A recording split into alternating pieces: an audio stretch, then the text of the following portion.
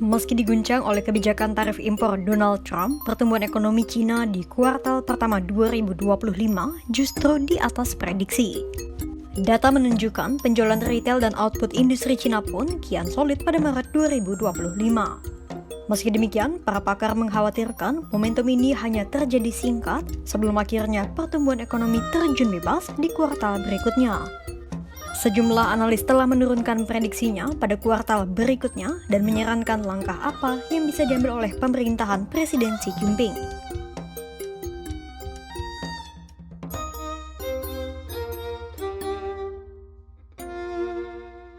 Per Rabu 16 April 2025, pertumbuhan ekonomi Cina di 3 bulan pertama tahun 2025 menunjukkan rapor hijau.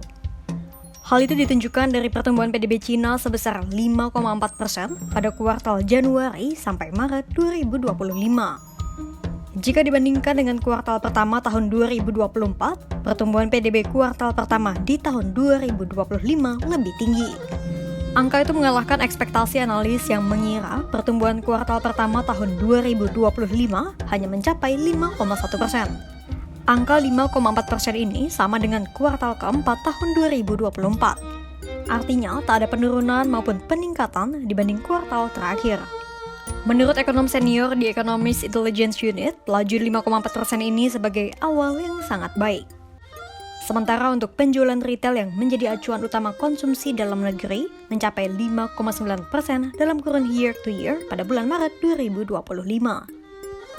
Dan pertumbuhan output pabrik juga meningkat menjadi 7,7% pada 2 bulan pertama dari yang sebelumnya hanya 5,9%. Lonjakan pada bulan Maret itu diduga karena banyak pabrik di Cina yang mempercepat pengiriman sebelum diterapkannya tarif impor Trump yang terus meningkat. Namun, apakah Cina bisa terus mempertahankan rapor hijaunya pada kuartal berikutnya? Ataukah pertumbuhan yang baik ini hanya akan terjadi dalam jangka pendek saja?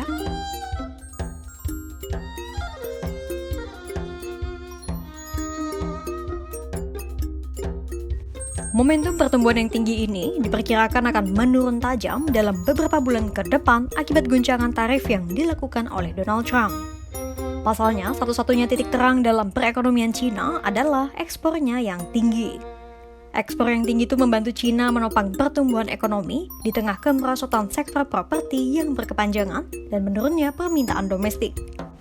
Alias, Cina masih berada dalam pemulihan ekonomi yang solid. Jika ekspor Cina terganggu akibat tarif Trump, tak menutup kemungkinan badai akan menggoyahkan perekonomian Cina.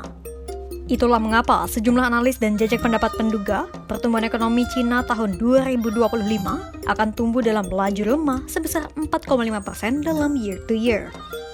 Prediksi itu turun dibanding pertumbuhan ekonomi Cina tahun 2024 sebesar 5%. Sejumlah analis dan bank investasi global cukup pesimis dengan pertumbuhan PDB Cina di tahun 2025 dan 2026. Pertama adalah perkiraan dari Bank ANZ. Mulanya, ANZ menduga pertumbuhan PDB Cina di tahun 2025 sebesar 4,8%. Namun, ANZ memangkas perkiraan mereka menjadi 4,2% di tahun 2025. Sementara di tahun 2026, ANZ menduga pertumbuhan PDB Cina akan naik sebesar 4,3% dari prediksi awal sebesar 4,5%. Kepala Ekonomi Cina di ANZ, Raymond Yung menyebut pertumbuhan PDB yang baik tidak mencerminkan kesehatan perekonomian secara keseluruhan. Bank investasi UBS bahkan lebih pesimis lagi. UBS menduga tahun 2025 raksasa Asia hanya akan mengalami pertumbuhan PDB sampai 3,4% dari yang sebelumnya 4%. Prediksi itu diasumsikan terjadi jika kenaikan tarif impor dari Amerika Serikat terus berjalan. UBS juga menduga ekspor dari Cina ke Amerika Serikat akan turun sebesar 2/3-nya pada kuartal kedua dan turun 10%. Sementara Goldman Sachs memproyeksikan bahwa 10 hingga 20 juta pekerja di Cina akan terkena dampak. Societe Generale juga menduga total ekspor Cina akan anjlok lebih dari 10% seperti pada krisis keuangan global tahun 2008 dan 2009. Kira-kira apa yang akan dilakukan pemerintah Cina untuk menanggulangi badai dalam pertumbuhan ekonomi Beijing dalam beberapa kuartal ke depan?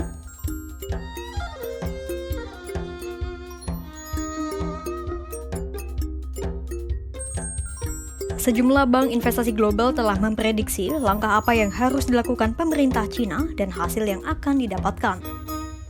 Mereka menduga pemerintah akan menggunakan banyak ruang dan alat untuk meningkatkan perekonomian, salah satunya dengan memberi stimulus.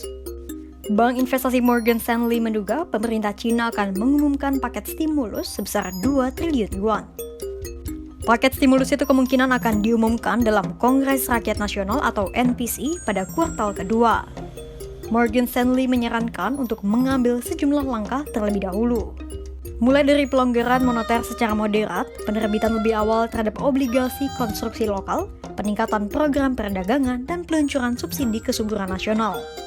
Dengan begitu, pada paruh kedua tahun 2025, Cina bisa mengumumkan paket fiskal tambahan sebesar 1 hingga 1,5 triliun yuan.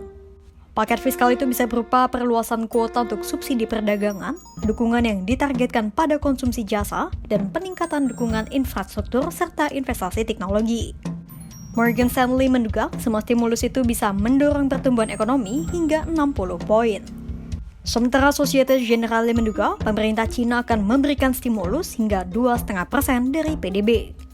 Stimulus itu bisa diberikan dalam beberapa kuartal.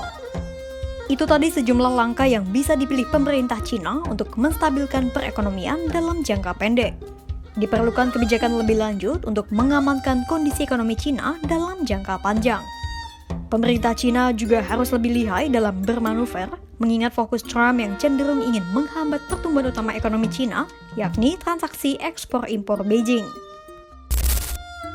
Lonjakan pertumbuhan PDB dalam kuartal pertama 2025 tidak bisa menjadi suatu kelegaan bagi Cina. Pasalnya, sejumlah analis menduga Cina akan mengalami kemerosotan dalam beberapa kuartal ke depan imbas tarif impor Trump. Meski demikian, masih ada sejumlah instrumen yang bisa dipakai pemerintah Cina untuk menstabilkan ekonomi, salah satunya suntikan stimulus. Kira-kira bisakah Cina tetap mempertahankan pertumbuhan ekonominya di atas 5% dalam beberapa kuartal ke depan? Simak terus perkembangannya hanya di kanal YouTube Kompas.com.